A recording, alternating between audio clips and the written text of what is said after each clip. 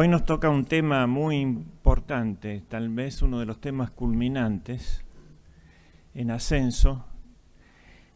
Luego vendría Felipe II y Cervantes, y una tercera que se pueden ir expandiendo a medida que no me alcance el tiempo, que es los Austrias menores y toda la clave de la decadencia.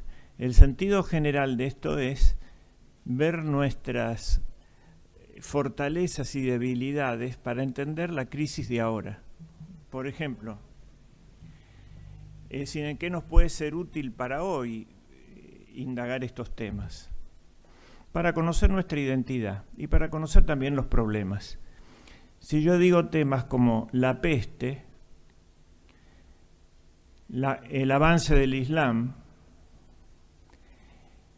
la guerra civil interminable de Europa y la unión de Europa, la globalización o el gobierno mundial, son todos temas actuales, algunos desdichadamente actuales.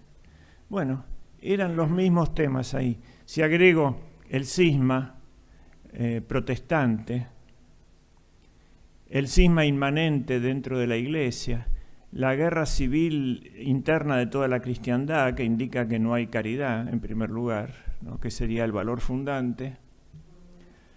Todo eso es de una gran actualidad, es el tema de hoy. Y es el tema que parcialmente resolvió Carlos V y España en ese momento que les tocó estar en el apogeo del mundo. Y en parte no se resolvió y por eso sigue el drama hoy, ¿no? Entonces este es el objeto general del tema, no solamente un sentido arqueológico.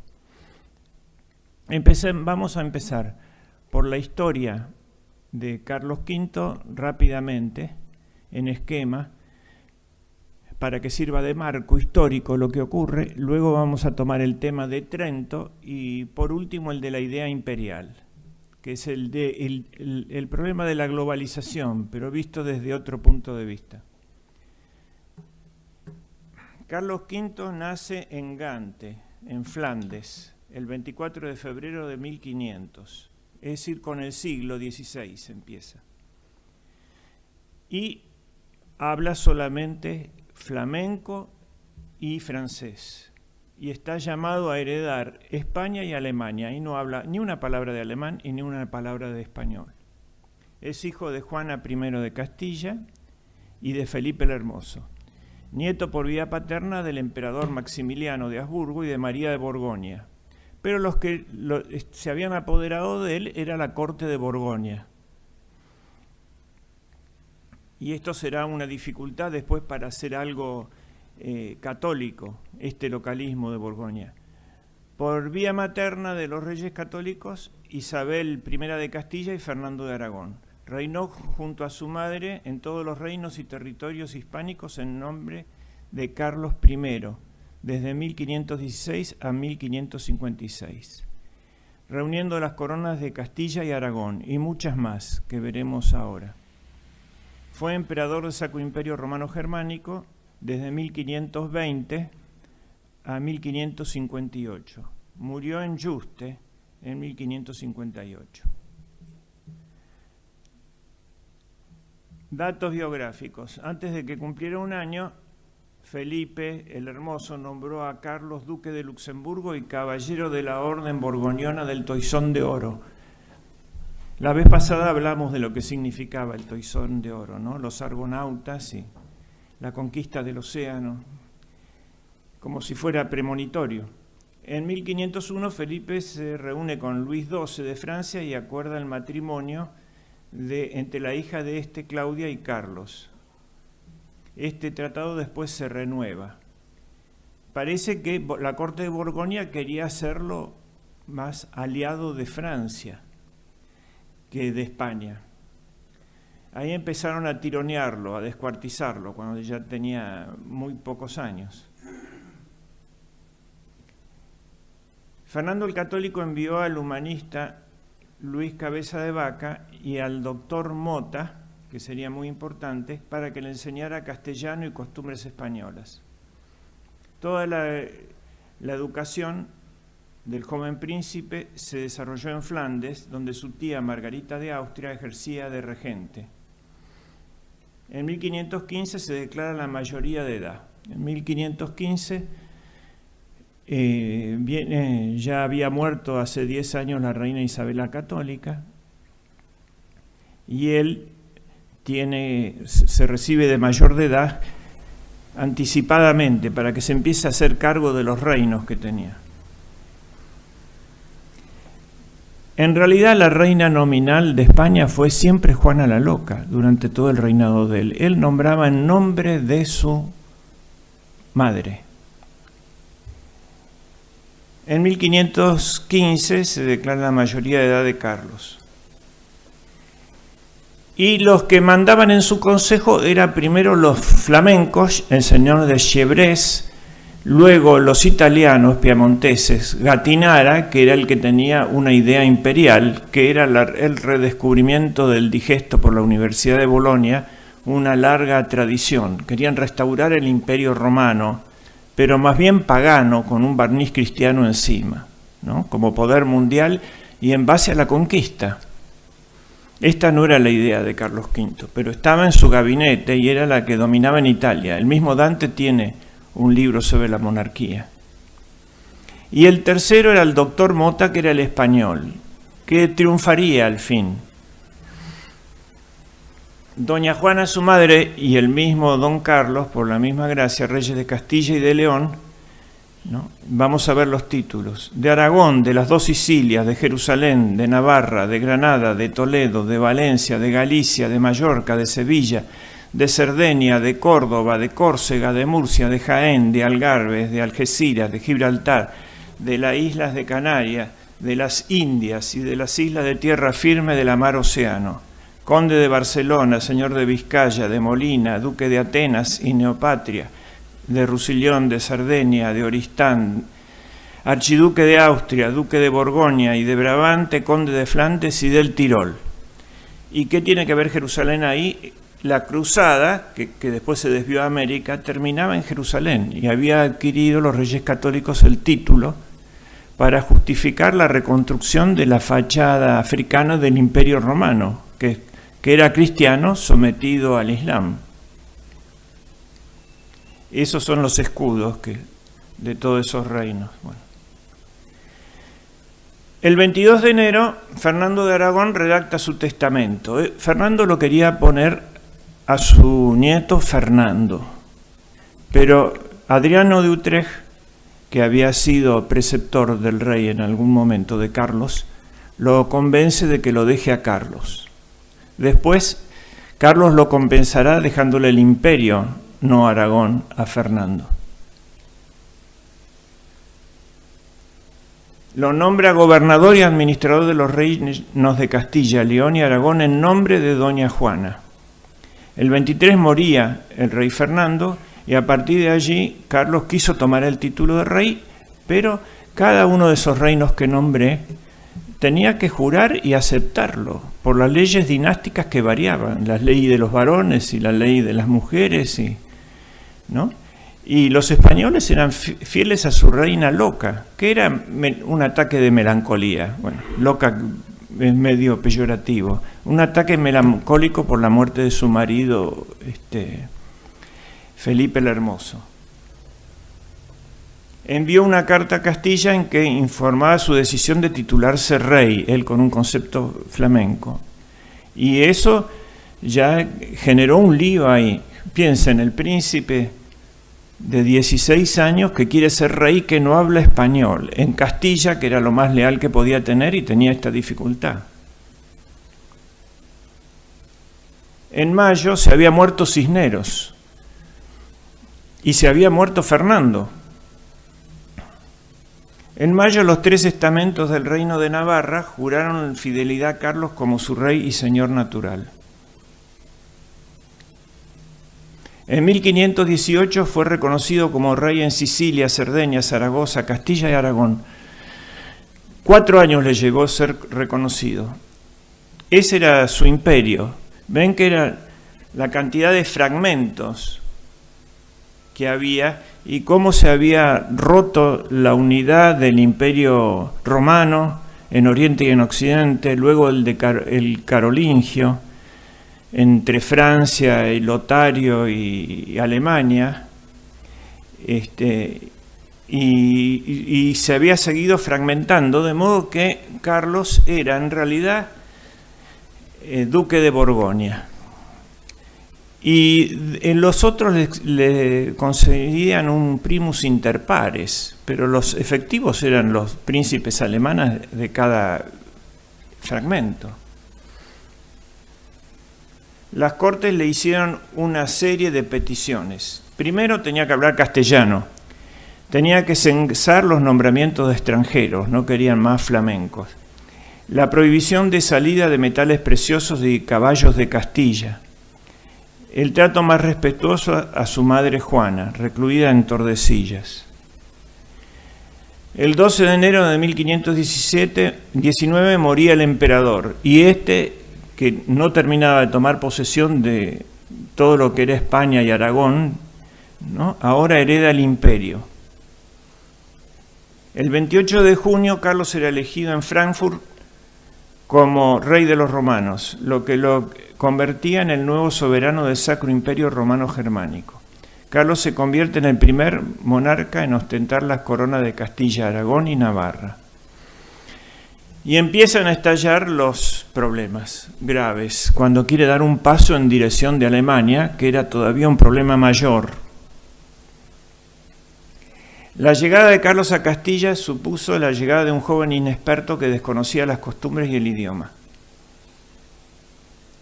En poco tiempo de su permanencia, la preferencia de los intereses en Alemania sobre la de Castilla generaron malestar en Castilla. El incendio de Medina del Campo se extendió el foco de rebelión comunera por Castilla, la revolución de los comuneros. Bueno, finalmente la aplasta en la batalla de Villalar gracias a la nobleza castellana. El conde de Benavente y los otros grandes nobles son finalmente leales al rey. Pero en Aragón estalla la rebelión de las Germanías, ¿no? Piensen en el muchacho entrando a la corte de Aragón, ¿no? Donde le ponen en claro que en Aragón, ¿no?, el hombre que se llama justicia es más que el hombre que se llama rey. Eso para empezar, el justicia mayor de Aragón. Y que en España somos tanto como vos, y todos juntos más que vos.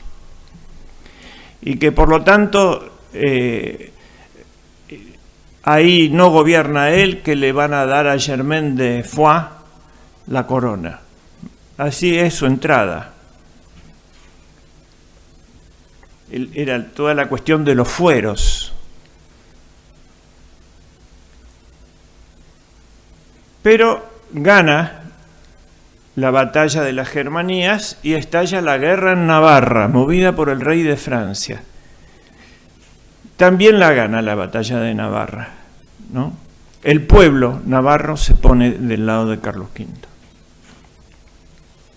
En realidad el partido llamado legitimista lo apoyaba solamente el rey de Francia, que fue siempre el enemigo mortal, envidioso Francia de España. Había una alianza que se rompía ahora entre Castilla y Francia del Norte, el Languedoc,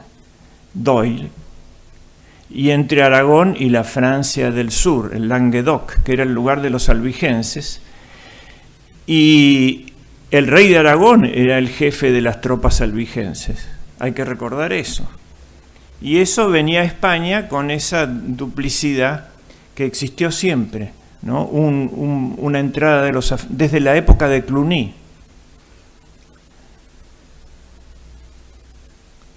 Bueno, la organización de la monarquía hispánica.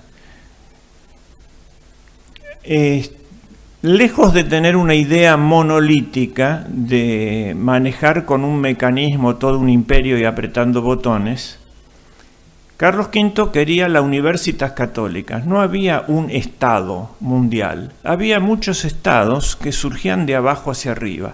Él aspiraba a coordinar eso frente a los peligros comunes y con una idea de bien común internacional. no con el bien local de un país sobre otro, que fuera una especie de pueblo de Dios del Israel cristiano, que era lo que pensaban todos los otros, ¿no? Los alemanes, los ingleses, los franceses, somos nosotros ahora. Es decir, el mundo era para Francia y los afrancesados, y así los ingleses también. Él no. Por lo tanto, había que armar los pueblos, que era la república de cada país, y eso eran los famosos consejos. Igual cuando lo de Indias empezó a ser lo mejor que tenía, lo separó del Consejo de Castilla y fue el Consejo de Indias, la institución para gobernar las Indias. En esos consejos, donde había gente muy notable, y creo que fue una maravilla el Consejo de Indias, toda su gestión, incluso bajo los Borbones, 300 años, es una de las creaciones de Carlos V que ya tenía antecedentes. De modo que organizó su reino en consejos, por lugar y por temas. El Consejo de la Inquisición en 1483 se había creado, en 1494 el de Aragón, en 1498 los Reyes Católicos el de Órdenes y en 1509 el Consejo de la Cruzada. Luego se crearon todos los consejos así que se llamaba sinodalismo, los cabildos nuestros, en cada reino para que gobiernen, y reducía a la unidad un secretario, que sería como el prefecto de las congregaciones romanas, ¿no? Que es como un ministro ahora. La supremacía del poder real, el canciller Gattinara, que era este piamontés que tenía el libro de la monarquía, que quería el imperio para los italianos, propuso un consejo secreto de Estado que tendría supremacía sobre los demás consejos y supervisor de la política global. Y el rey le dijo que no. ¿No? Es decir, no lo dejó hacer un aparato universal. Sin embargo, el rey no quiso depender de un solo ministro y fue desestimado por influencia frente a los juristas españoles.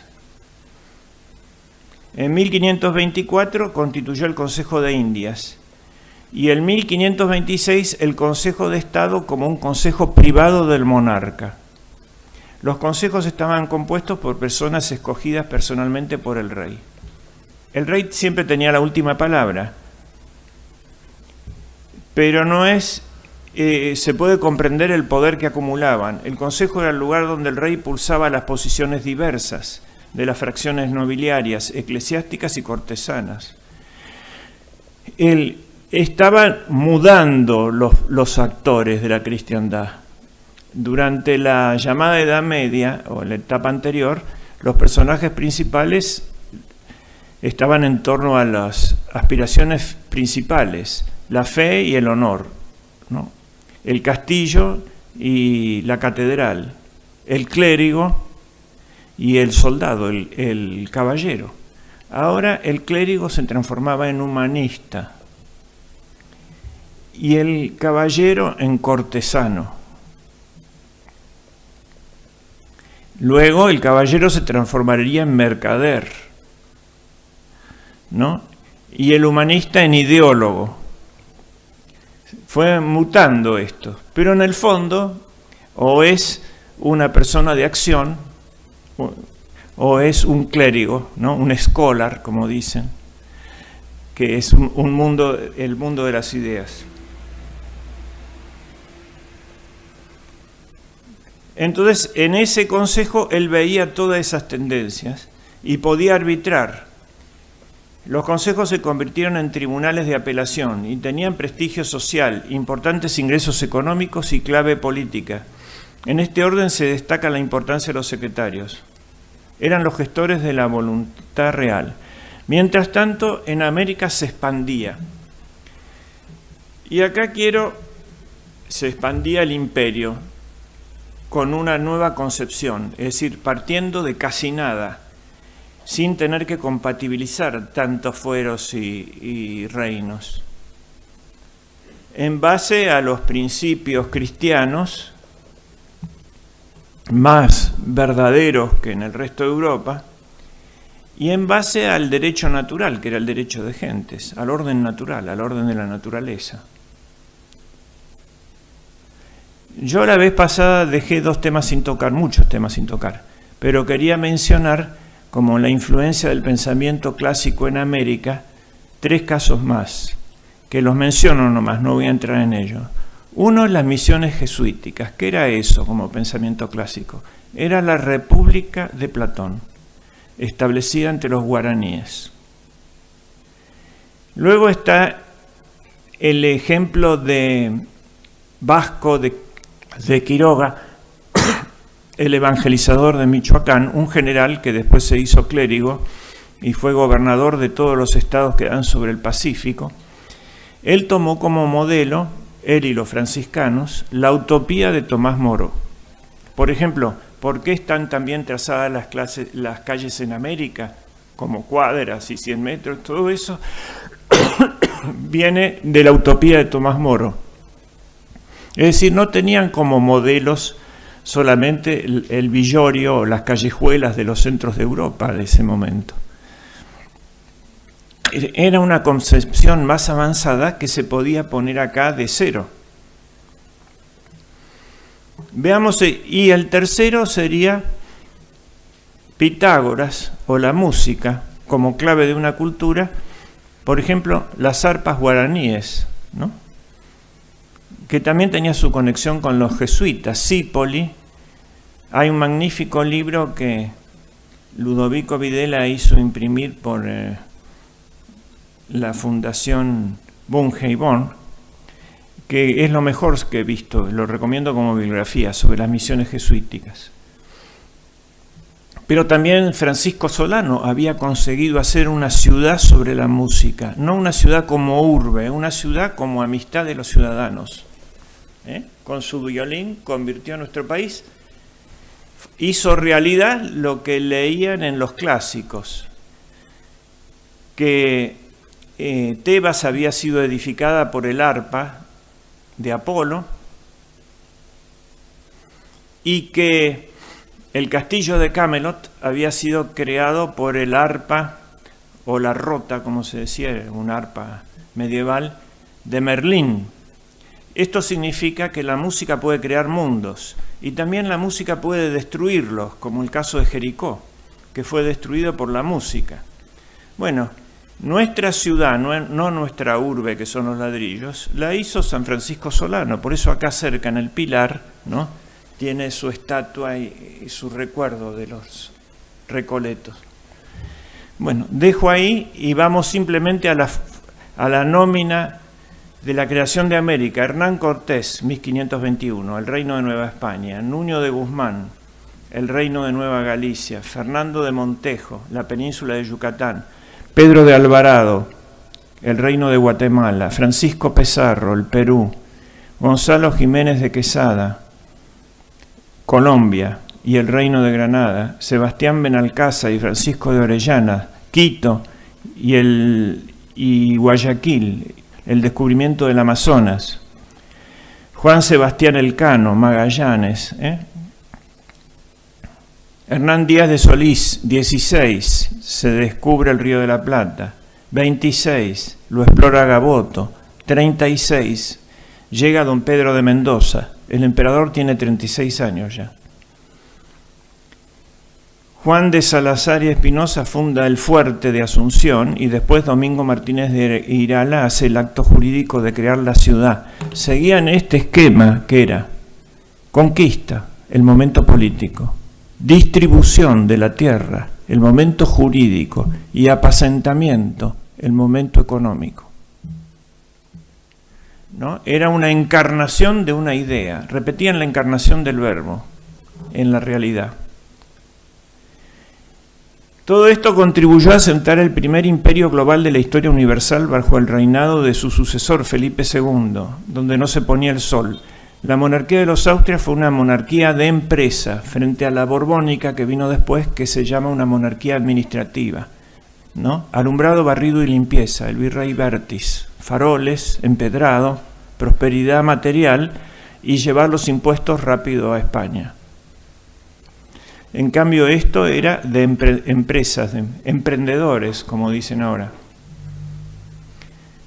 El emperador del Sacro Imperio Romano Germánico. Tras el fallecimiento de su abuelo Maximiliano de Habsburgo, Carlos reúne en su persona los territorios procedentes de la cuádruple herencia de sus abuelos: Habsburgo, borgoñesa, aragonesa y castellana.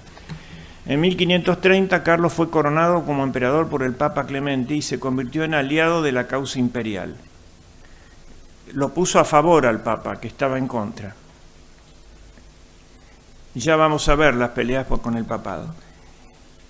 El ideario del emperador era el ideal del humanismo de la Universitas Cristiana, la supremacía de la autoridad imperial sobre los reyes de la cristiandad, pero por subordinado él al bien común de la cristiandad, y el Papa también, según veremos en las discusiones que tuvo en Roma. Y la defensa del catolicismo. Él quería unir esos reinos frente al avance que ya se había tragado medio mundo y estaba por llegar a las puertas de Viena del Imperio Otomano. Bueno, acá puse las batallas, iremos rápido, que peleó contra los turcos en Argel, en Túnez, en Tremesén y continuamente en el Mediterráneo. Los dominios de los Habsburgo en Europa, las guerras con Francia por la espalda mientras peleaba esta guerra contra los otomanos. En 1521 Francia se apodera del milanesado y ayuda a Enrique II a recuperar el reino de Navarra. Sin embargo, el monarca francés fue derrotado. Francisco fue llevado a Madrid y firmó el Tratado de Madrid, por el cual no volvería a ocupar el milanesado. Lo traicionó Francisco I. Pero aquí vemos la característica de Quijote, es una del... Volveremos sobre este tema, ¿no? Ahí Gatinara, que quería la monarquía universal y la conquista, ocupamos Francia, perdieron la guerra, tenemos al rey preso. No, le dice, no es mi reino. Yo lucho por conservar mis reinos, no por apoderarme de los otros. No es justa la causa de apoderarse de otro reino. Este era para ir definiendo la idea imperial, pero él lo había derrotado moralmente a Francisco I, porque teniendo tanto que perder materialmente, antes de la batalla de Pavía le ofrece resolver el tema para que no se maten los soldados en singular combate, él y el otro. La guerra, hasta ese momento, estaba acotada. No se podía suprimir la guerra, porque no se puede suprimir el pecado, es una consecuencia del pecado la guerra y de la ira humana mal controlada. Pero se la podía el cristianismo reducir y poco a poco. Entonces la guerra quedaba confinada a una clase social, los caballeros. Los demás miraban desde las murallas y aplaudían al... Era más bien un torneo. El otro... el enemigo podía ser justo, era un caballero también, no era un demonio, no se demonizaba al otro, se lo vencía para hacerlo reconocer el derecho nomás. No se podía pelear en ciertas épocas del año, y no se podía pelear en Cuaresma, por ejemplo, y no se podía pelear en ciertos lugares, en las iglesias. Es decir, trataban de reducir lo más posible todo eso. A partir del avance de los turcos, esto cambió, porque los turcos habían montado el otro estado, ¿no? El Imperio Romano como malo. Estaban en Bizancio y tenían muy buenos asesores de cómo se pueden hacer mal las cosas. Entonces ellos liberaban del IVA y del impuesto a las ganancias, diríamos hoy, a todos los que se convertían al Islam. Los que no se querían convertir no eran como los árabes, digamos. Podían quedar, pero tenían que seguir pagando lo que les había puesto su emperador cristiano antes. Ese impuesto sigue, porque esto es una cosa para musulmanes nomás. El esclavo que se hacía musulmán se quedaba inmediatamente liberado. Por eso el mayor problema lo tenían los cristianos con los conversos por conveniencia, los dhimmites, que eran los ex cristianos, que eran los más furiosos partidarios del sultán. Y además el ejército, ¿cómo lo hacían? El ejército lo hacían con el tributo de sangre que tenían que pagar los cristianos. Se llevaban los chicos desde pequeños, los educaban fuera de la casa, le decían que la casa se terminó, que su primer hogar era el cuartel, y después, financiado con los impuestos de los cristianos, los largaban en inmensos ejércitos permanentes sobre la cristiandad.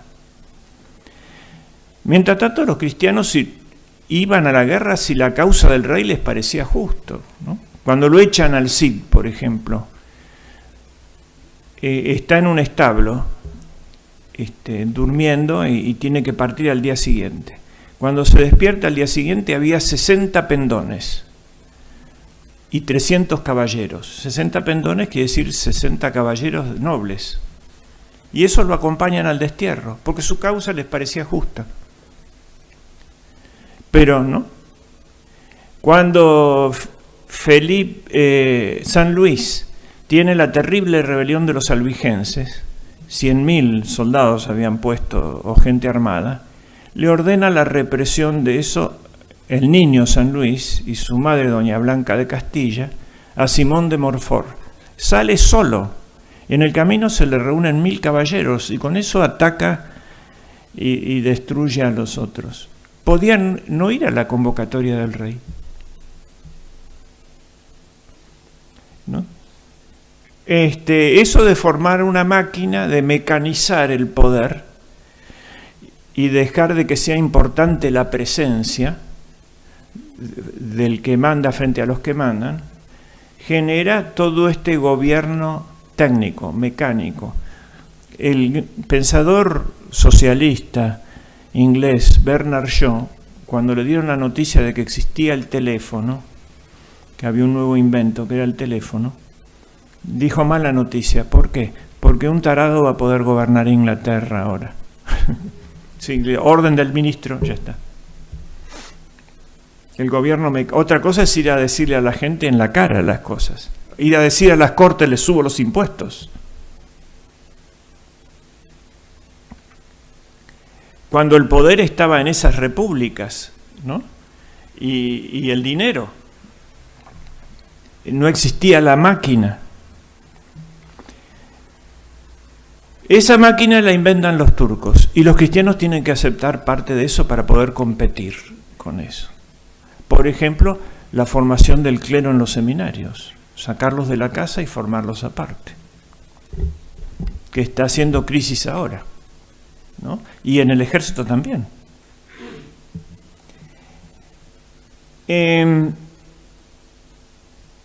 De 1526 a 1529 las tropas imperiales asaltan Roma, obligando a Clemente VII, aliado de Francisco, a refugiarse en Sant'Angelo. En 1535 y 1538 se produce la invasión francesa al ducado de Saboya, con la intención de continuar hasta Milán. Acaba con la firma de la tregua de Niza. En 1542 a 1544 concluye debido a la guerra con Francia. Bien, acá está. ¿Cuál es el mundo que heredaron los reyes católicos? Dionisio Peri Egeta, quiere decir Peri alrededor del mundo, ¿no? Hizo un mapa del mundo en el siglo II. Este era más o menos el mundo conocido. Este es el que dejó Carlos V. Es el mapa de Sebastián Gamoto, bastante parecido al de ahora. Él le dio la unidad física e histórica a la humanidad. Fijémonos, por ejemplo, en la parte del norte de Canadá no está. Cabot tenía que hacer eso. El rey de Inglaterra, al señor Sebastián Cabot, veneciano, pero al servicio del rey de Inglaterra, le había encargado que busque un camino al Pacífico por el norte. y no pudo pasar al Pacífico por el norte. Entonces el rey se peleó con el rey inglés y lo tomó inmediatamente Carlos V y vino acá en el año 26 y hizo su mapa. Pero era un veneciano o inglés, no se sabe muy bien, discuten eso, ¿no? Y terminó haciendo este mapa para Carlos V. La aparición del protestantismo. Bueno, conocemos la historia, ¿no es cierto? El monje Martín Lutero fue declarado proscripto. Carlos V se dedicó a salvaguardar la unidad de la fe cristiana contra el embate de los musulmanes. Siempre que hubo un avance de algún enemigo de la cristiandad, estalló un problema simultáneo interno, siempre. Los famosos cismas, por ejemplo, los bárbaros y los arrianos, adentro y afuera. Por ejemplo, los albigenses adentro y el avance del Islam. El mismo San Luis tuvo que pelear cruzadas en el norte de África. En ese momento el Islam árabe. Luego el avance del Islam turco y el protestantismo. Le estallaba en retaguardia un problema simultáneo y muy similar en doctrina.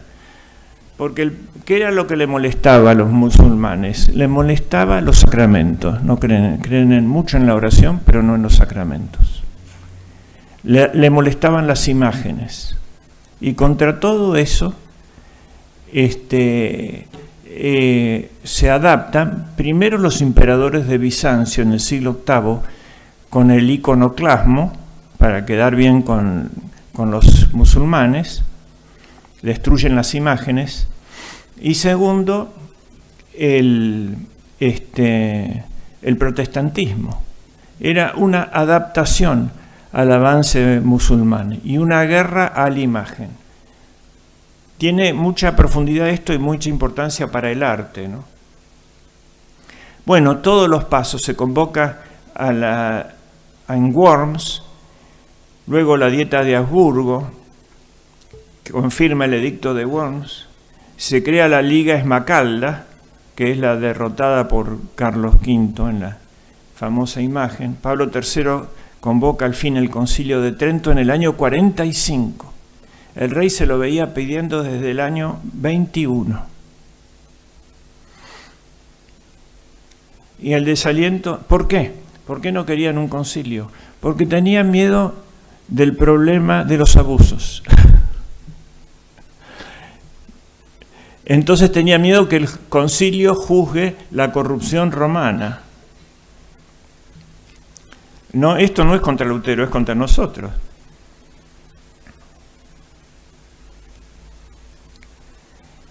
La abdicación, el retiro y el fallecimiento y el traslado de sus restos. Bueno, es el fin del emperador, como saben, es en Yuste, en un monasterio en España. Ahora vamos a hablar del Concilio de Trento, asegurando, y después dejamos la idea imperial. El Concilio de Trento tuvo 25 sesiones, entre 1545 y 1563, muy discontinuo e interrumpido. ¿Por qué? Por todo lo de la agenda de ahora, la Agenda 2030, la peste, la guerra, el cisma.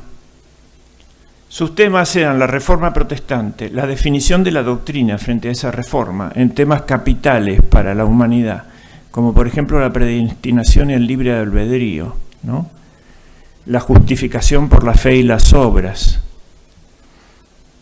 la unión frente al enemigo común, frente a los problemas globales, disciplinar a sus miembros y la unión de la cristiandad. ¿Cuáles fueron sus resultados de importancia histórica? La definición doctrinaria de la Sagrada Escritura, la tradición y los sacramentos, el celibato, prohibiendo el casamiento de los sacerdotes, la afirmación de para que no se haga una casta como en la India, de brahmanes. Ya estaban los príncipes alemanes que se sublevaban, no eran caballeros feudales, eran obispos, condes obispos y duques obispos. el famoso príncipe arzobispo de Salzburgo que lo torturaba a Mozart, bueno, ese era un obispo.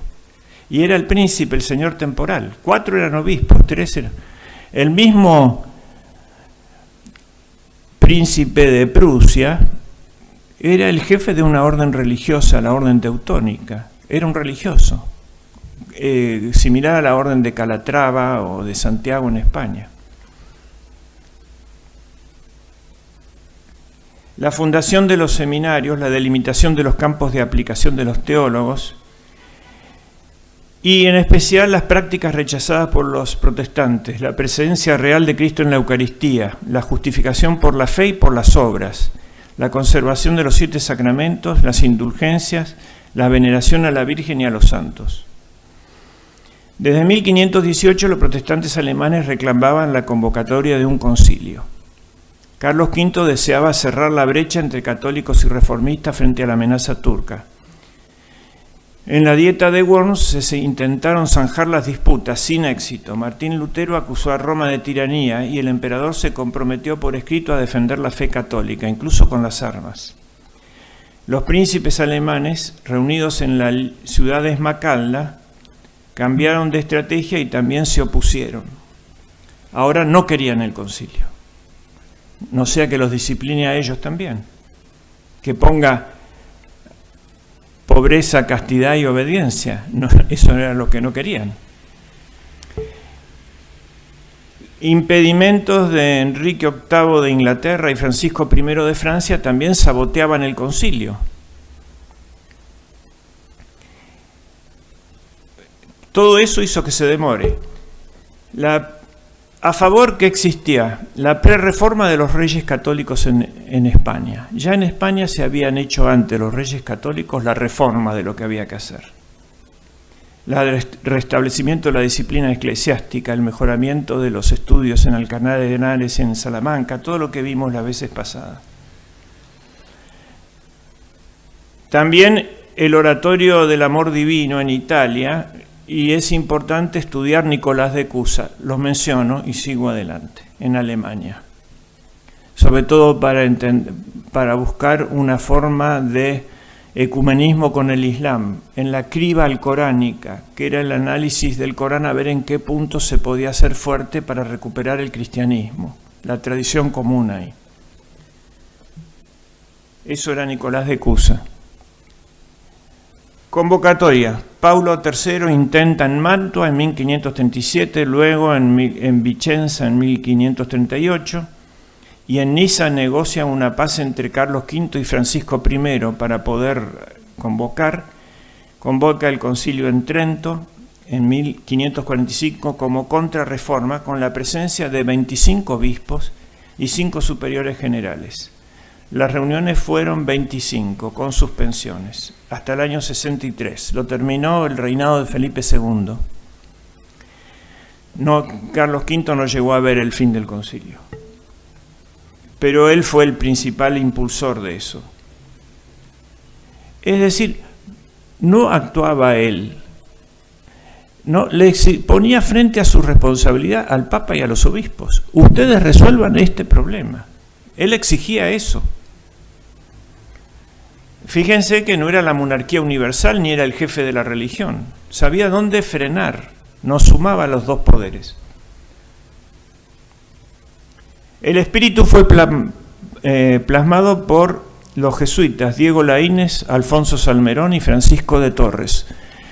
Siempre dije que junto al gran rey había siempre un gran jefe de la cultura, que en Recaredo había sido San Isidoro de Sevilla y de San Fernando había sido su propio hijo, Alfonso el Sabio, de la reina católica había sido Cisneros. Bueno, Carlos V y Felipe II fueron los jesuitas, toda una compañía, que levantaron 293 colegios, como dije la vez pasada, para enseñar las artes clásicas y educar a la dirigencia de toda Europa.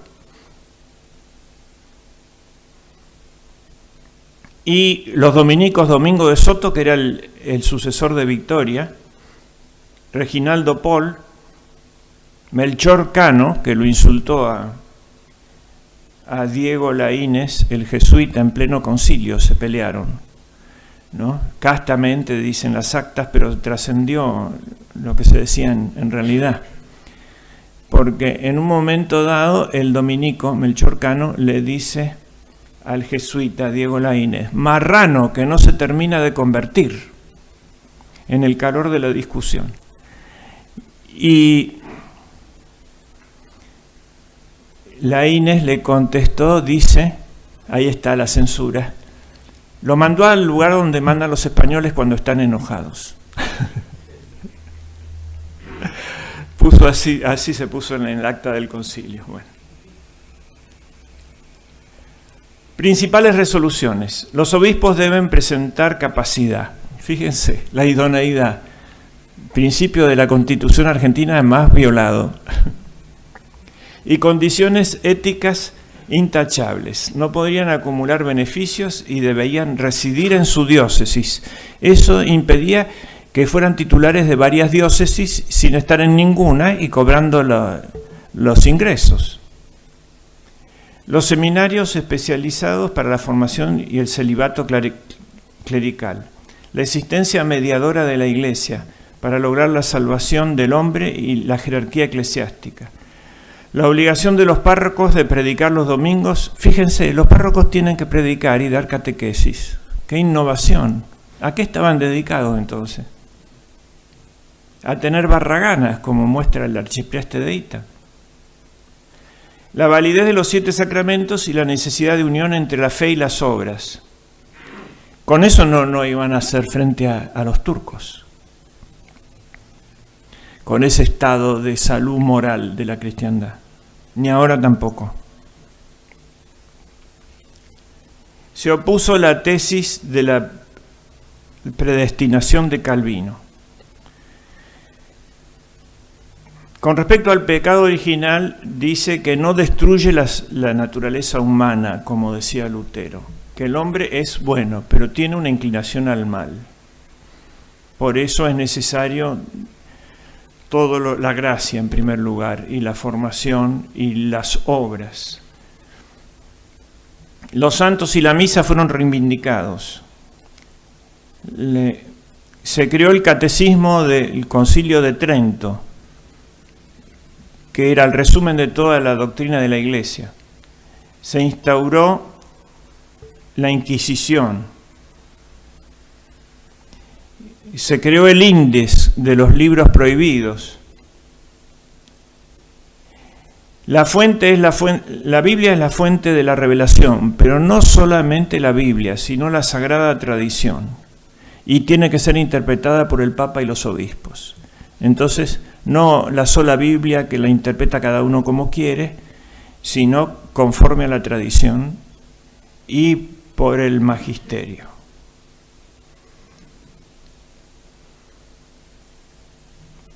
Bueno, sería muy interesante hablar de revelación y tradición, pero se entiende bastante eso, así que no me voy a explayar.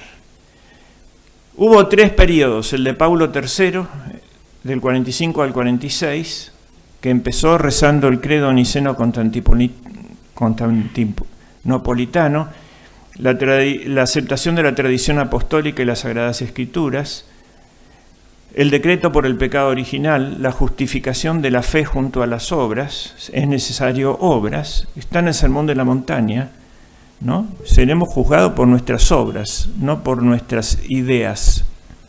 Se supone que las obras son el fruto de las ideas, el resultado.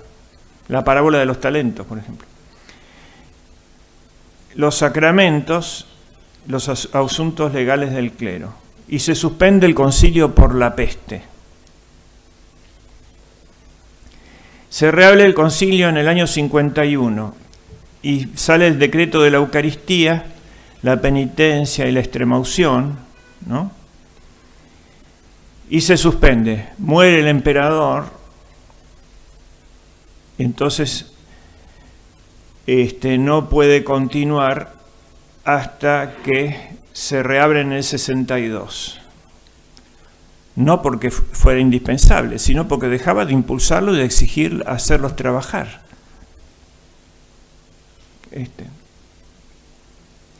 Y el tercer y último periodo, de 62 a 63, nace la necesidad del índex, la comunión bajo las dos especies, se establece como rito el rito del primer tiempo. No es el rito, como dicen, de San Pío V, ni de... Es el rito codificado por el Trento, y es el de San Pedro, porque la bula empieza qual primum tempore, como en el primer tiempo. La misa tridentina es la de San Pedro, frente a otras versiones. Pero no obstante, aceptan la misa de otros lugares que tenían tradición apostólica. Por ejemplo, la misa mozárabe de San Isidoro. El decreto del orden sagrado, el decreto del matrimonio, la existencia del purgatorio, es decir, el que se muere con cuentas pendientes puede arreglarlas en la otra vida. El rito mozárabe, el rito leonés y el rito ambrosiano son también aprobados. Pero el rito tridentino es para toda la Iglesia latina. Además estaban, por supuesto, los griegos y los arameos de las iglesias de Oriente.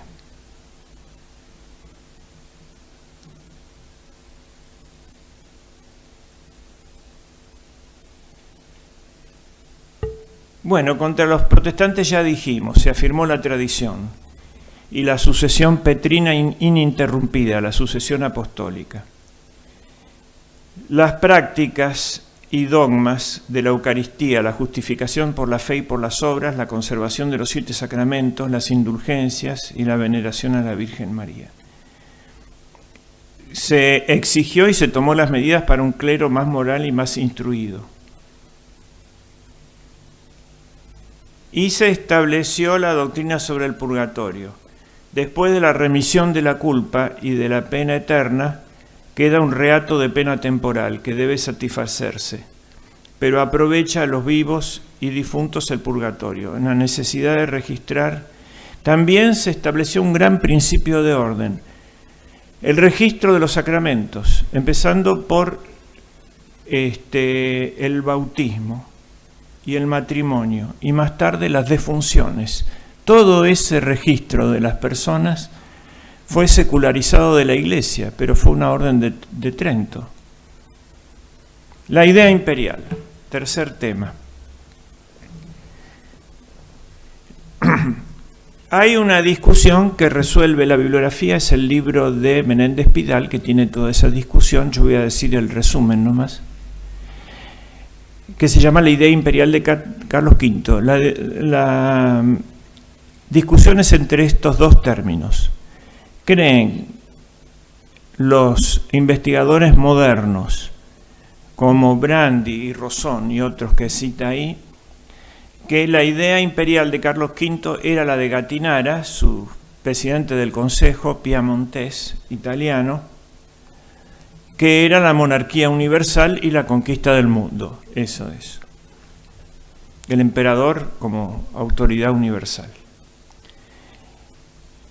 Y Menéndez Pidal sostiene que era otra, que era la de los juristas españoles, y lo expone en base a 5 documentos surgidos del rey, Carlos V. Y en esos 5, que vamos a decir 3 renglones de cada uno, ¿no?, está la idea imperial de Carlos V. Pero primero repasemos todo este lío de la idea imperial. La idea imperial, como sociedad que abarca jurídica a toda la humanidad y política, es un viejo anhelo de la humanidad, es muy viejo, tan viejo como la humanidad, tan viejo como la Torre de Babel, porque ahí se perdió la unidad del género humano y empezó el tiempo de las naciones, con las distintas lenguas. El principio cultural que establece las distintas naciones es la lengua, ¿no? Ya lo decía Cicerón, ¿no? Los genios fatales de los pueblos viven en el idioma. Hay un espíritu por cada lengua. Por lo tanto, nuestra nación sería todo lo que habla español, la hispanidad. La historia humana es el esfuerzo por recuperar la unidad perdida. Pero esa unidad, ¿cómo se entendía? ¿Cómo se recuperaba? Por la guerra, el dominio de un pueblo sobre otro. Ahí vemos el faraón, ¿no?, invadiendo Siria. Y el exterminio del otro pueblo. En el primer cuadro vemos las tropas del faraón cortándole las manos a los prisioneros y echándolos al desierto. Tenían que llevarle las manos para demostrar que habían cumplido el deber al faraón. Y en la otra hay un avance de la humanidad, los van a conservar. De ahí viene servo, serva, servare, conservado, que era el esclavo. La primera integración, que no es en base hacia la dominación de un pueblo sobre otro, es la fenicia y la cartaginesa, que entran no hacen propiamente un imperio, sino un emporio, relaciones comerciales que son el sustrato de la unificación del Mediterráneo. Todas esas son las colonias de Fenicia, que tenían un barrio en cada ciudad importante. En Jerusalén tenían un barrio muy importante. Ahí habían quedado los arquitectos que habían hecho el templo del Salomón. Y también difundieron el alfabeto y el conocimiento abstracto. Y las matemáticas pitagóricas. No quedan documentos, o no quedaban, hasta el descubrimiento de la biblioteca de Ugarit. Lo que sabemos de ello es por las tradiciones griegas y romanas.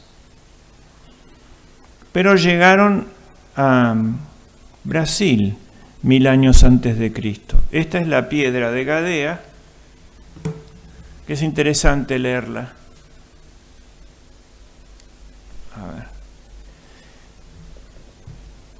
Somos hijos de Canaán, de Sidón, la ciudad del rey. El comercio nos llevó a esta lejana playa, una tierra de montañas. Sacrificamos un joven a los dioses y diosas glorificados. En el año 19 de Irán, nuestro poderoso rey era el amigo de Salomón. Embarcamos en Esión Geber, el puerto de Eilat o de Acaba. La flota era conjunta. De los fenicios eran aliados de los judíos. Ahí se expandieron en la primera diáspora, que fue 1000 años antes de Cristo.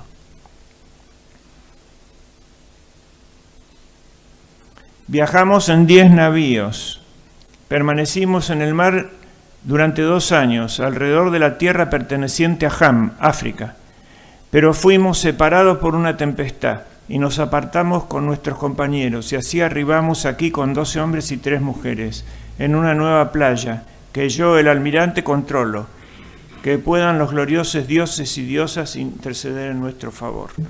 Queda como un documento esto. Pero en general hablamos de la costa fenicia y luego de Cartago, y nunca hablamos de Cádiz, ¿no?, que fue la que sobrevivió y se integró a España, y de donde salían las flotas que iban a Inglaterra a traer el estaño más cobre, bronce, la era de bronce, y que iban al Báltico a traer el ámbar, y que iban al Golfo de Guinea a traer el oro. Todo eso quedó olvidado. Ahora vemos la ideología de la quinta monarquía. La profecía de Daniel, esta es la ideología que dominaba Europa. Esta era la que no era de Carlos V, ni la cristiana.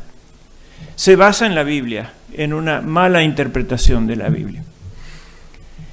El sueño del profeta Daniel sueña que había una estatua, Nabucodonosor sueña que había una estatua que tenía la cabeza de oro, el pecho y los brazos de plata, la cintura de bronce y las piernas de hierro y los pies de hierro y barro, y que luego venía una piedra y la derribaba, y esa piedra se transformaba en una montaña. La piedra está ahí al lado de los pies y dominaba el mundo. Entonces la interpretación siempre fue que la cabeza de oro era el imperio babilónico y el persa, porque era todo el mismo.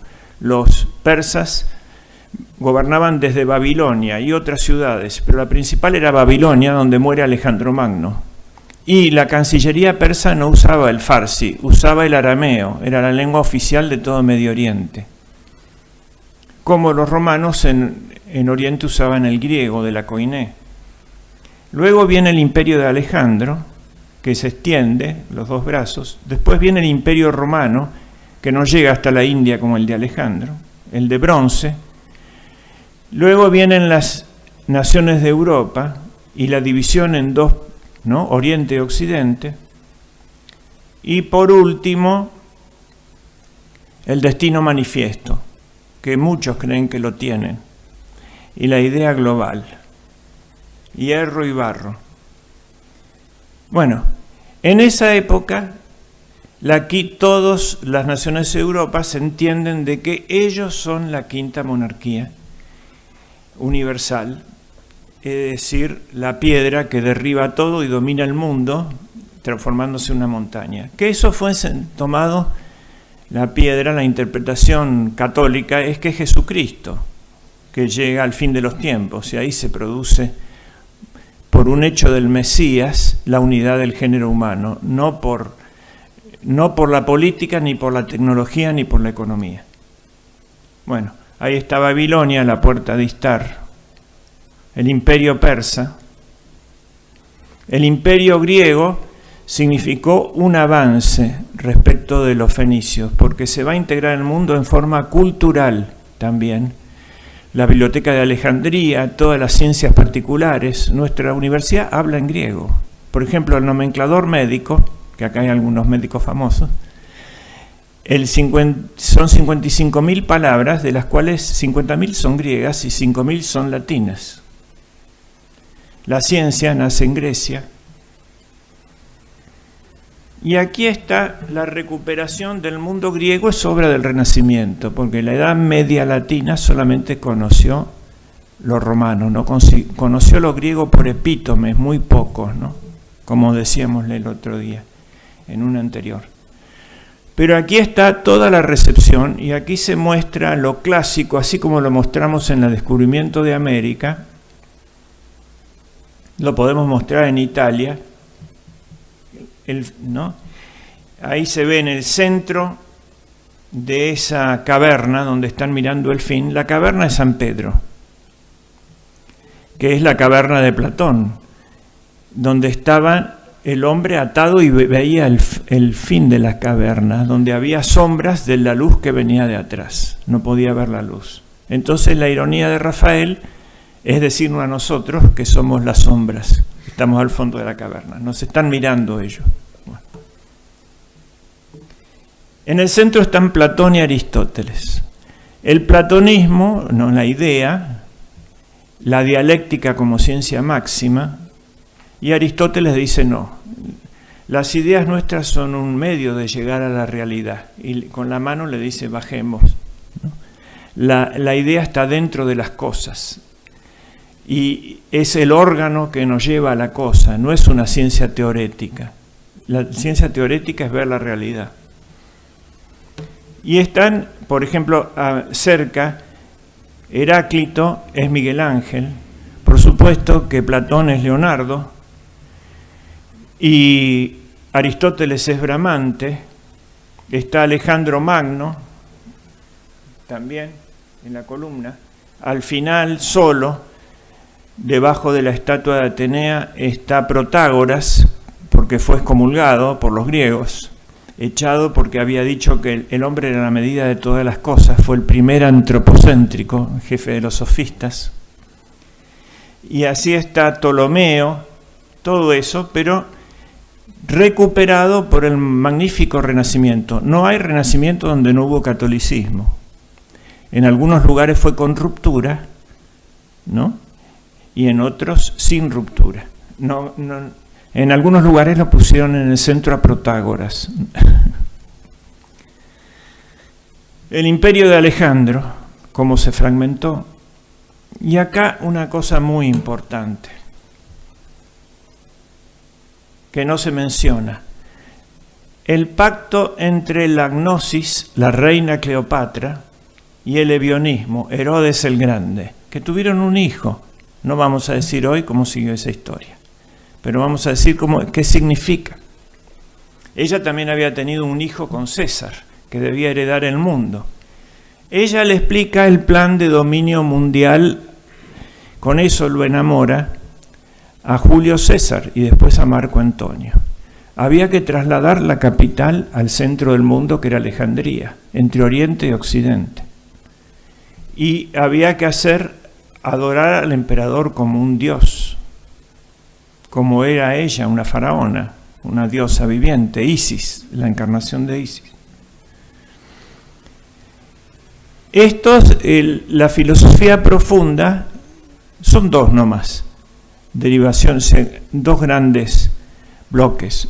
Uno, Platón, la idea, el predominio de la idea. El otro, Aristóteles, la materia.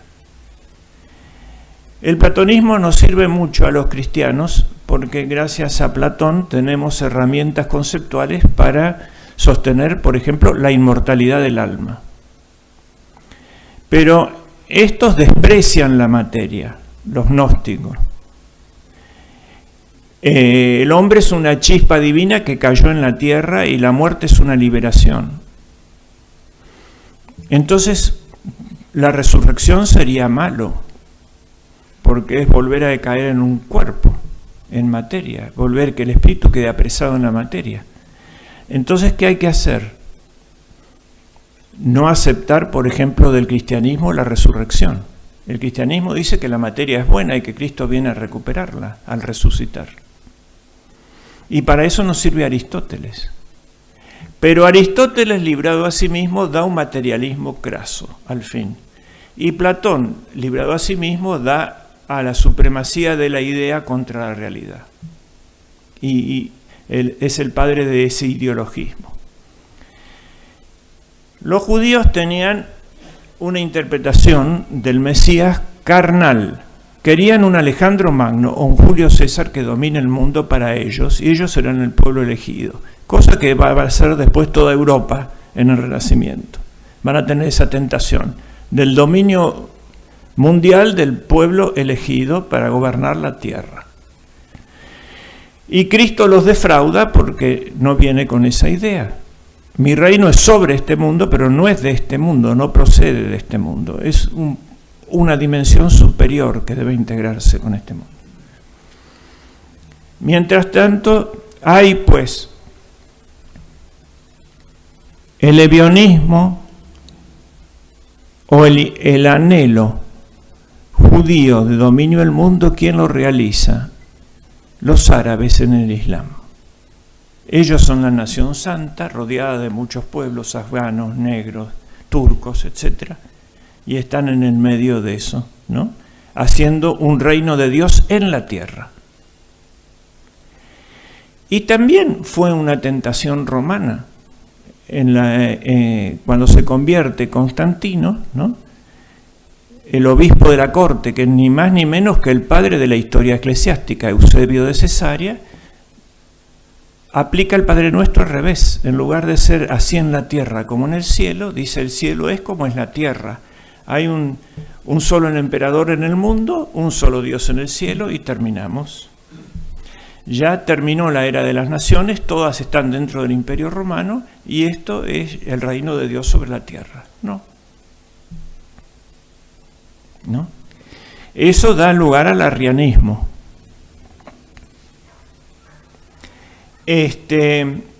Pues bien, aquí pactan el milenarismo terrestre. Herodes, como había reedificado el templo o parte del templo, creía que él era el Mesías. Por eso manda a matar a Cristo. ¿Dónde nació el rey de Israel? Le preguntan los magos. Y él dice, ¿cómo? Soy yo el rey. ¿Qué rey vienen a buscar? ¿No edifiqué el templo de nuevo? Que es la seña de decir que es el Mesías.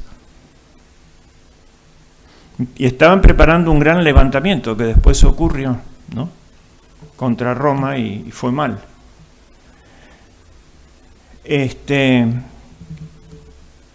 Y la reina Cleopatra era la gnosis, el asalto al cielo, ¿no? Pero por el conocimiento. por la idea. Nosotros fundamos la realidad, creamos la historia. La idea es más importante que la realidad. Lo que existe es lo que está dentro de mi cabeza, y lo que está fuera de mi cabeza para mí no existe. Ese es el ideólogo, esta es la ideología que tenemos hoy. Y los dos se mezclan en el marxismo, que es materialismo dialéctico, ideológico. Entra ese conflicto. Pero ahí están sentadas las bases de esta quinta monarquía. Mientras tanto, Augusto integra el mundo, no solamente económicamente, no solamente culturalmente, sino políticamente. Este es el gran aporte de Roma y del orden romano. La familia, la propiedad, el ejército, ¿no? Queda todo claro, pero no puede resolver la integración religiosa. ¿Cómo la resuelve?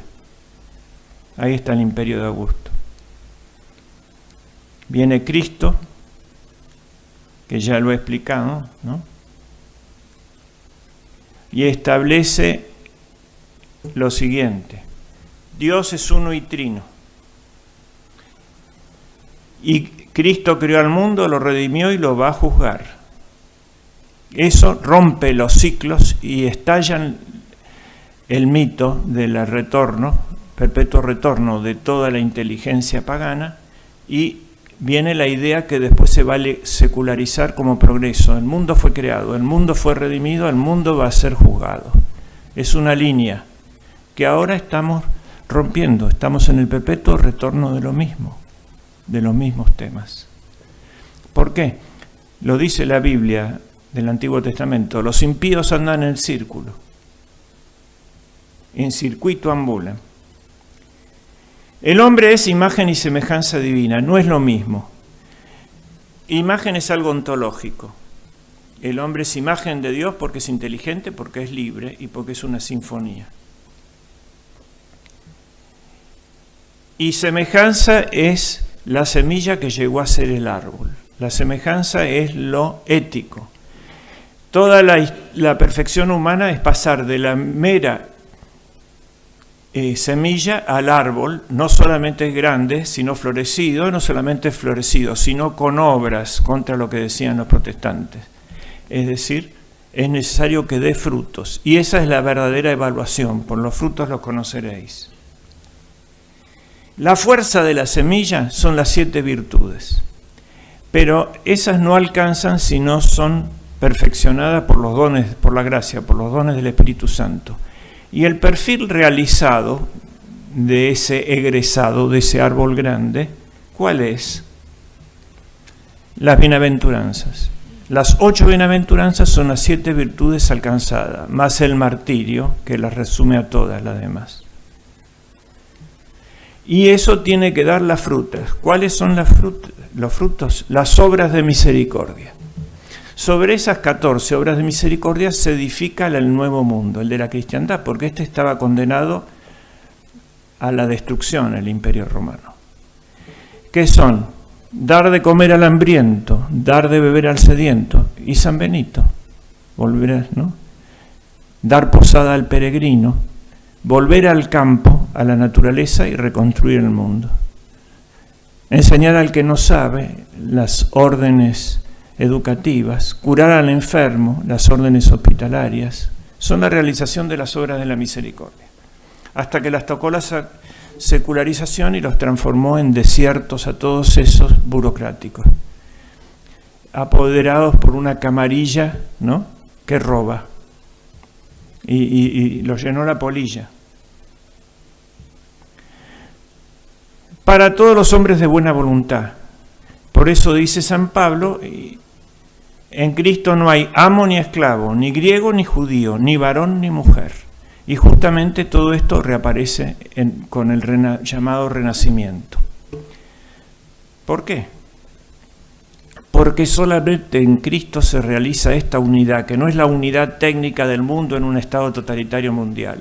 Es que no haya pelea entre el amo y el esclavo, y va a volver la esclavitud de mano de los ingleses y de los protestantes. ¿Por qué? Por la predestinación. Estamos predestinados, entonces el mundo está dividido, no hay unidad del género humano. ¿Está dividido en qué? en réprobos y en elegidos. Los réprobos se van a ir al infierno. Entonces, mi gran drama es saber si estoy elegido o si soy réprobo. Si yo estoy elegido, ¿cómo lo sé? Porque me va bien. ¿Cómo? Acumulando bienes materiales. Y el otro, el que es réprobo, lo puedo explotar si es pasto del infierno. Es un animal. Ahí viene lo de subdesarrollados. Ahí viene el peor insulto, que no es como en nosotros, hijo de P, sino que es loser, perdedor. ¿No? Tiene que divorciarse de él porque es un perdedor, es un maldito. ¿A dónde vas a ir con ese perdedor? Entonces ahí viene la división del género humano y vuelve a haber amo y esclavo, que son las luchas de clases. Griego y judío, que son las luchas étnicas. Ahora nos van a dividir a nosotros en mapuches, guaraníes, qué sé yo. Todo lo que se resolvió. Y en varón y mujer, que es romper la fuente de la vida, la unión del varón y la mujer. Y es donde se completa la Trinidad porque viene el Hijo, Padre, Hijo y el Espíritu Santo sería la mujer. ¿Por qué? Porque refleja ese aspecto de la Trinidad. Señora y dadora de vida son las características del Espíritu Santo, la de la mujer. La comunicación, la lengua es la lengua materna. Entonces se lleva el ataque ahí. ¿Por qué? Porque es malo que venga nueva gente al mundo. Porque son chispas divinas que caen en el barro. Y la materia es mala. Eso está detrás del control de la natalidad. Vemos que la reina Cleopatra no quedó tan superada, ni los gnósticos, ¿no? Los griegos de Atenas aceptaron que San Pablo les hable de la inmortalidad del alma, pero cuando quiso hablar de la resurrección le dijeron, eran gente finísima, ¿no? De eso hablaremos otro día. Era el no, andate. Bueno, pero no era esa la solución del emperador. La solución del emperador era el panteón, el ecumenismo. Vamos a juntar todos los dioses, a Hermafrodito, a Moloch, a Júpiter, a Isis, y los vamos a poner en un templo circular, el panteón. El panteísmo es la solución del problema, el Consejo Mundial de las Iglesias, digamos. Total, hay que vaciar de contenido personal la idea de Dios y a crear una idea abstracta de ser supremo, pero que si uno quiere poner a Mahoma que lo ponga, y si otro quiere poner a Buda que lo ponga, y que cada uno, ¿no? Y en base a esa ciencia abstracta de palabras sin contenido real, dominaremos el mundo, como lo dice Comte. El mundo será de los que manejen la suficiente cantidad de ciencia abstracta. Constantino convierte el imperio y acá está hecha otra concepción de la iglesia, digamos, y de la cristiandad. Hay dos concepciones que había en el Renacimiento y siguen ahora.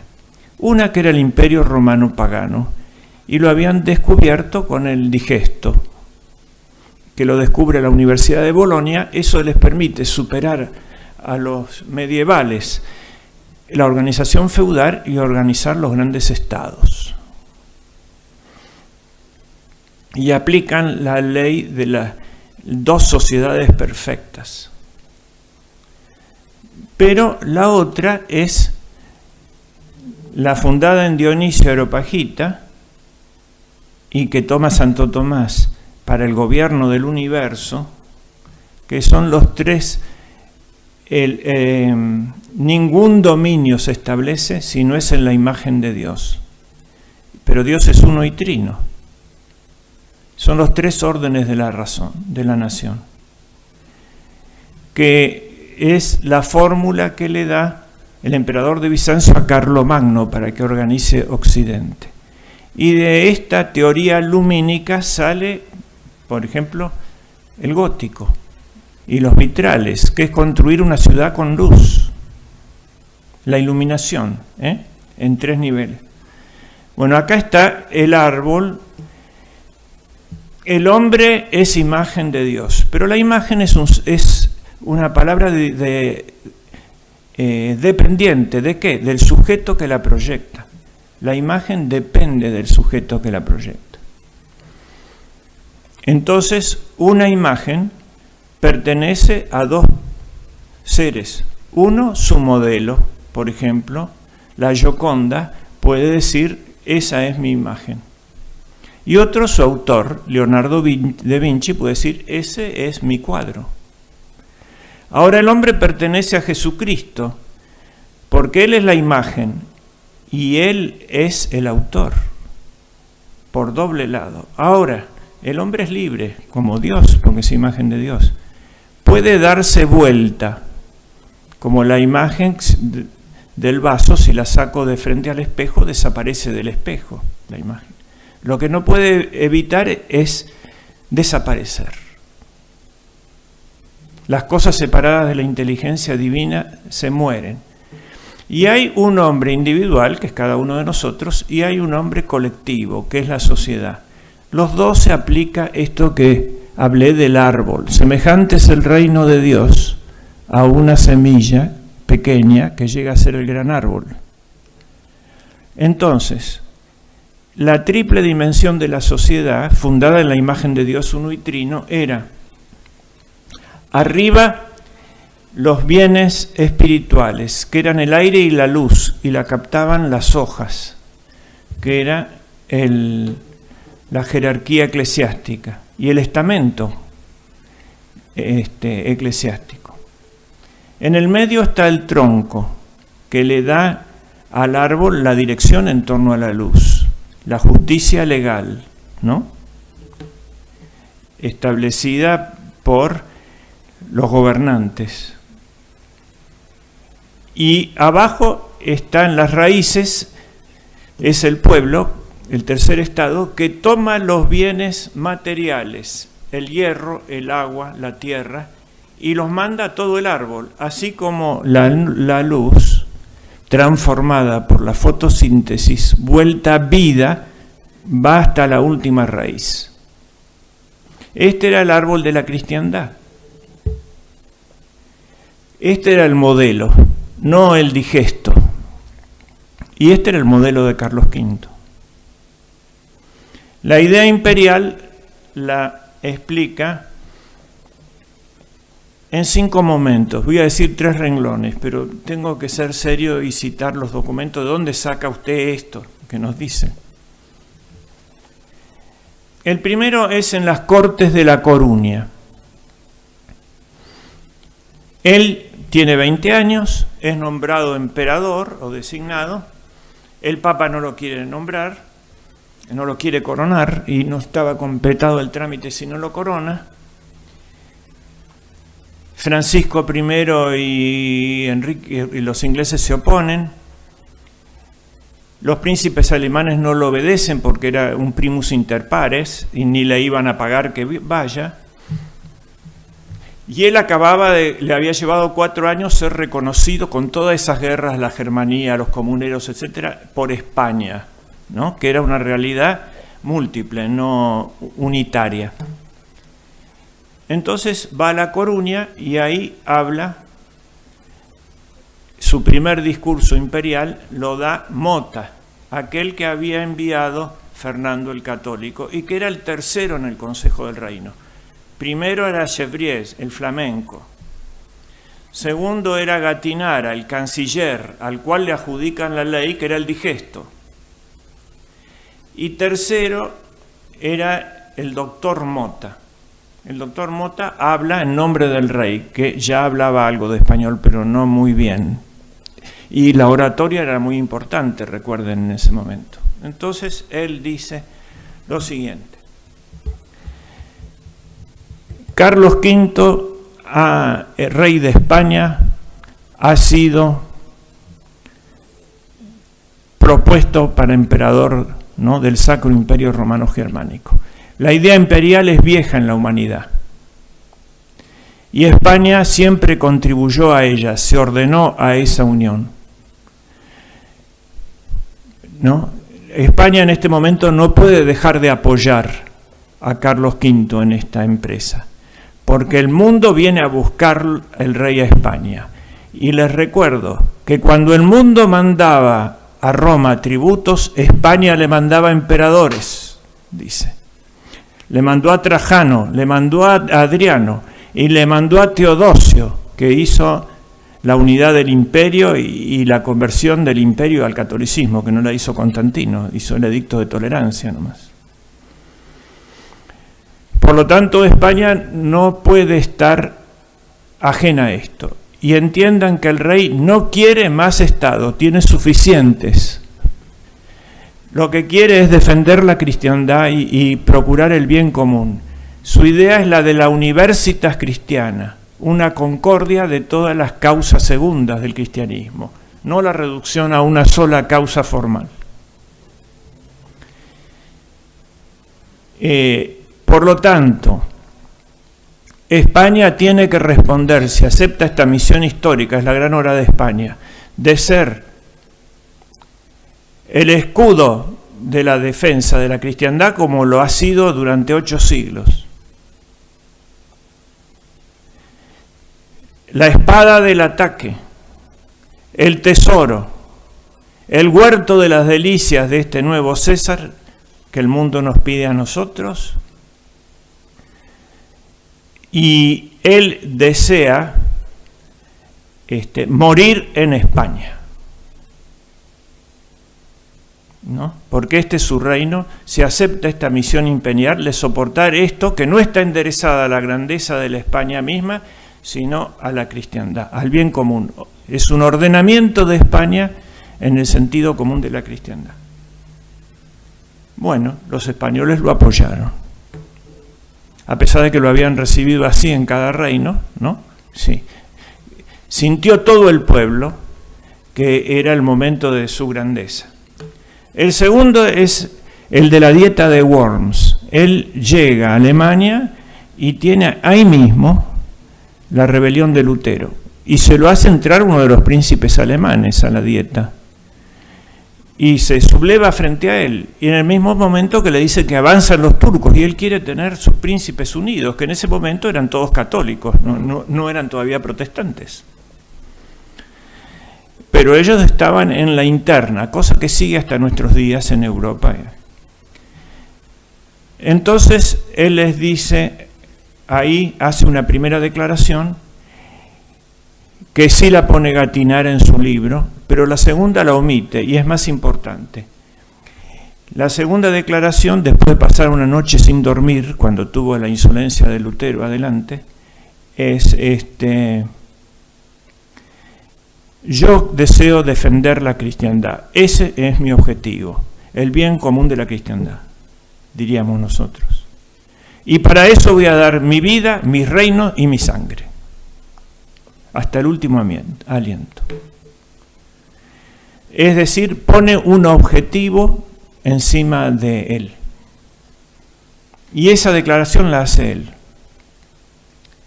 El tercer momento es el saqueo de Roma.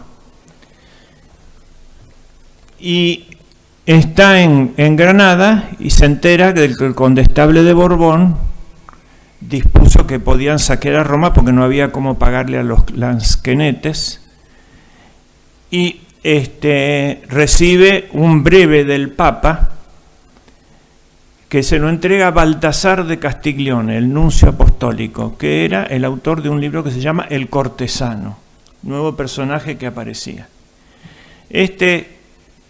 Baltasar de Castiglione tiene una respuesta dura del Papa por el incendio de Roma contra Carlos V y se la entrega. Carlos V no responde, lo llama a Valdés, Antonio de Valdés, hermano de el que escribió Los diálogos de la lengua, donde está la política lingüística de Carlos V.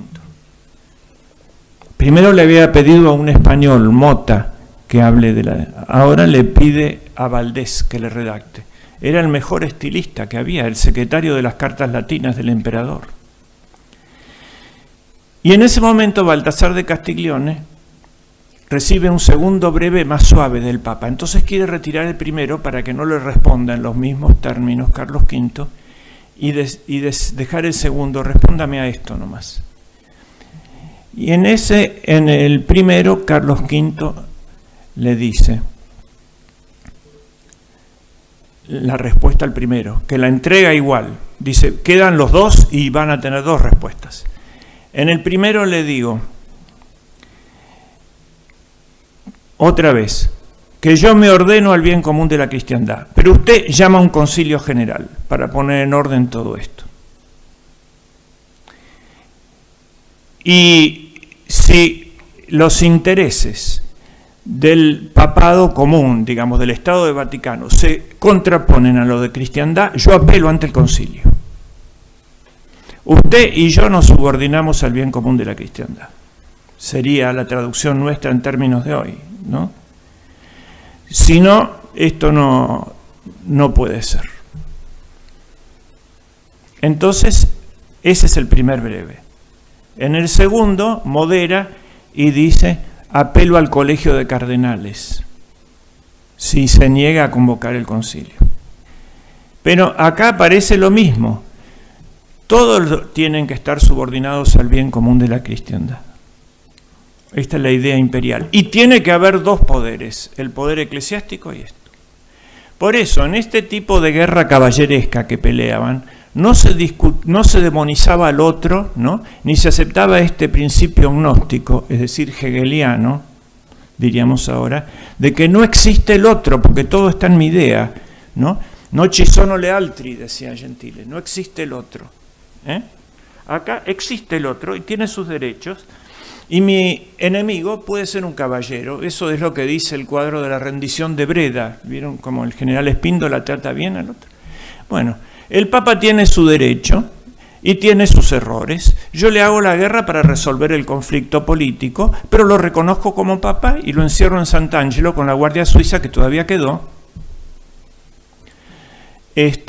Pero no le desconozco su verdadero rol, que era lo mismo que hacía América. Cuando venía una orden ilegal, no una orden, un mandato, porque una orden es la que ordena hacia el fin, y un mandato es un mero voluntarismo del poder, como nuestra ley del aborto, por ejemplo. Entonces le decían, se lo ponían así sobre la cabeza, la cédula, lo acato pero no lo obedezco. Es decir, esta ley la declaramos nula, pero eso no significa que estamos en rebelión contra el rey de España. No somos destituyentes del rey, ni del Papa en lo suyo. Pero, ¿no? Monarcas, pero eran monarcas de hombres libres y tenían que ajustar a derecho sus pretensiones. Y la guerra era un torneo limitado a eso, no era reducir a nada al otro.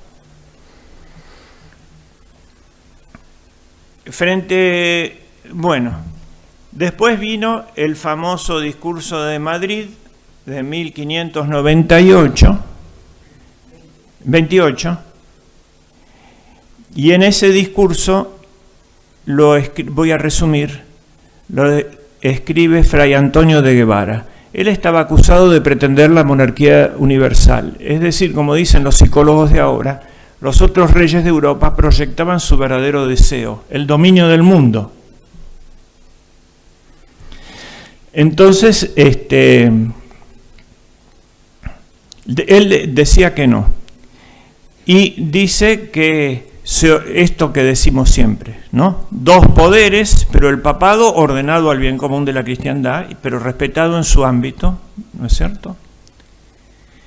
La cristiandad no como un monolito, sino como una federación de repúblicas cristianas coordinadas por el emperador para su defensa y para su armonía. Los reyes como servidores, esto está en el documento, es el testamento de Isabel. No son los reyes, los pueblos para los reyes, sino los reyes para los pueblos. Mandar es servir, ¿no? Es un acto de servicio ser rey, etc. Para los que no son cristianos, la fórmula es el derecho internacional, que es lo que estaba creando sus universidades. Es la propuesta del derecho de gentes basado en la naturaleza. Esta era más o menos la idea imperial. Pues bien, el quinto momento, ¿y dónde está esto expresado? Porque decían que lo había escrito Gattinara otra vez, para reducirla al digesto. Esta no fue Gattinara, fue Fray Antonio de Guevara, el predicador de la corte y cronista del rey. Un gran literato y un prosista extraordinario. Tengo ahí las consultas, pero no las voy a leer, no se asusten, alguna página de él para ver la oratoria.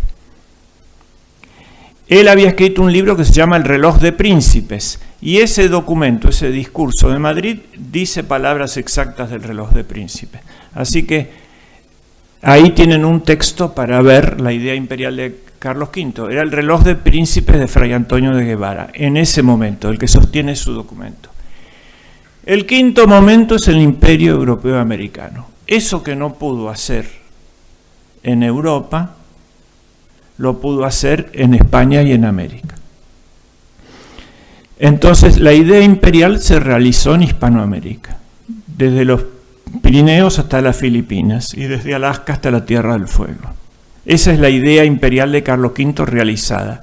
¿Y cuáles son sus documentos? Dos.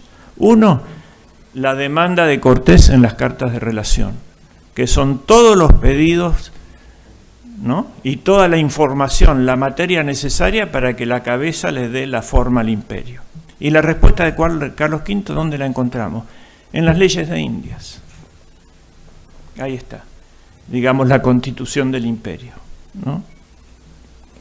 Pero el principio fundamental está en Isabel la Católica. Los reyes son para los pueblos no son para los reyes. No es, dice el pueblo, un rebaño esquilmable para cobrarles tributos. Es donde el rey debe morir por ellos, ¿no? Bien, acá hay otra cuestión. Habíamos visto que estas dos fieras, el gnosticismo y el ebionismo, el imperio terrestre material, para crear un faraón o un emperador, un Calígula o un tirano mundial, y el gnosticismo y el ebionismo niegan cada uno un aspecto del verbo encarnado. Unos niegan a Cristo hombre y el otro niegan a Cristo Dios.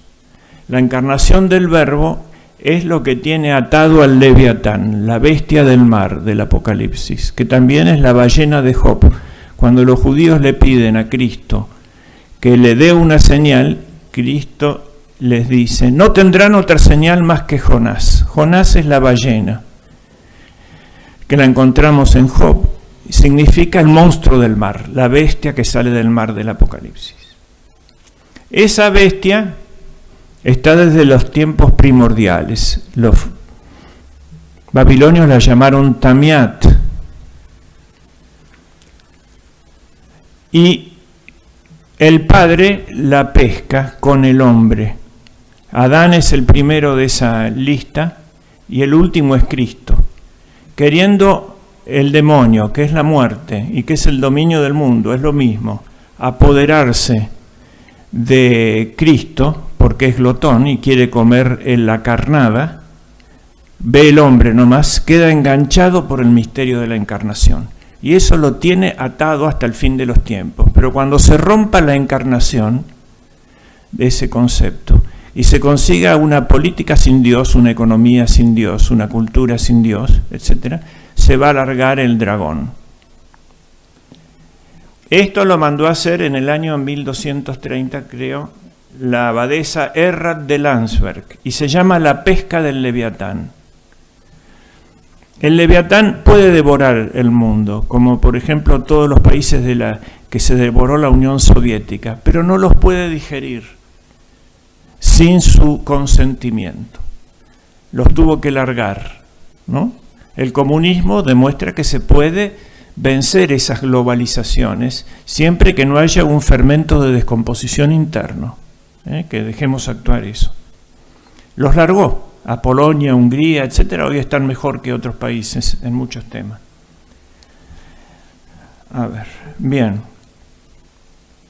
Pero esto se lo devuelve el diablo a Dios. Él se disfrazó de hombre para pescarme. Ahora lo voy a hacer yo. En el Renacimiento el demonio se hace hombre. Fíjense, Rafael del Sancio pinta a la antigua serpiente con rostro humano, en el jardín del Edén. Es decir, detrás del falso humanismo, ese de que el hombre no es la imagen de Dios, sino un mono que parla, pero que es centro del universo igual, está el diablo. Y como la imagen colectiva es similar a la imagen personal, ahí está el imperio británico pensado como Leviatán, lo llama Leviatán, y tiene forma humana de rey de Inglaterra, que asume los dos poderes, el que no tomó Carlos V, el que frenó frente a las puertas de Sant'Angelo. En una mano tiene la espada, que es el poder temporal, el otro es el báculo, porque el rey de Inglaterra es el jefe de la religión. Debajo de la espada está el castillo, la corona, los cañones y el Congreso. Y debajo del báculo están la catedral, la tiara, las excomuniones y el concilio. Todo eso está en una sola mano. Non est potestas super terram comparetur ei. Dicen que no hay constitución escrita en Inglaterra, es esta. Ahora vamos a ver los imperios ebionistas. El imperio islámico. El imperio francés. Todos los que acusaban a España. Abajo el británico. El imperio ruso. Siempre la religión se transforma en un tótem tribal y los católicos también pueden hacer de la religión una ideología, si hacen una ideología de poder, que así empezaron, eran católicos antes de ser esto. Pero mezclar ortodoxia y Rusia,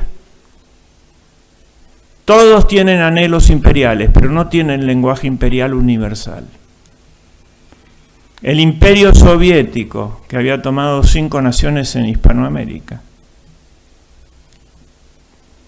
El imperio norteamericano, el destino manifiesto. Bueno,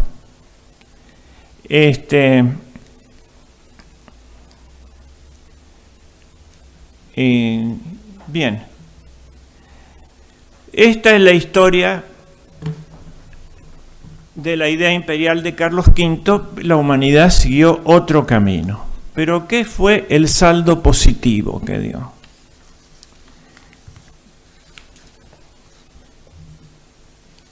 Última página.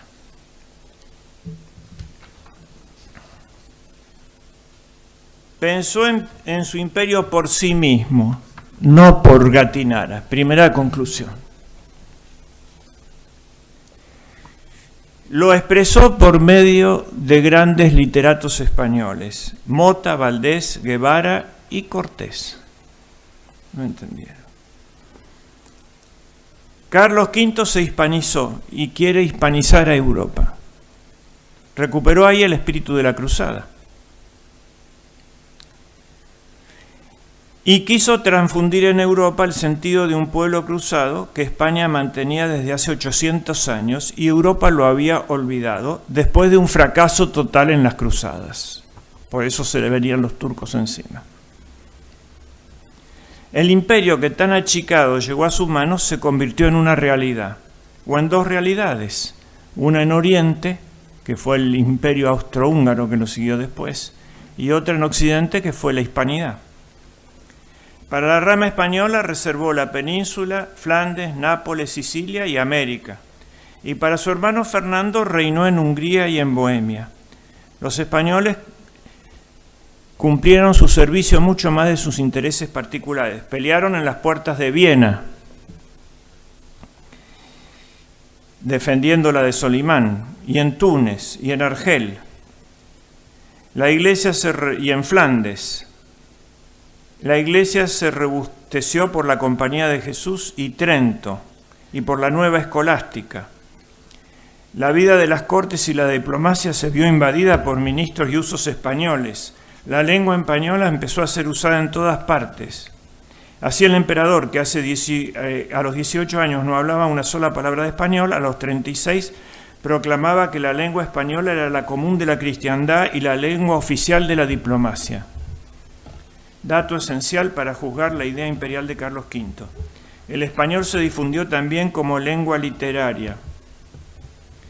Su abuelo, Fernando el Católico, había presidido la aparición de la Cilistina y el Amadís de Gaula.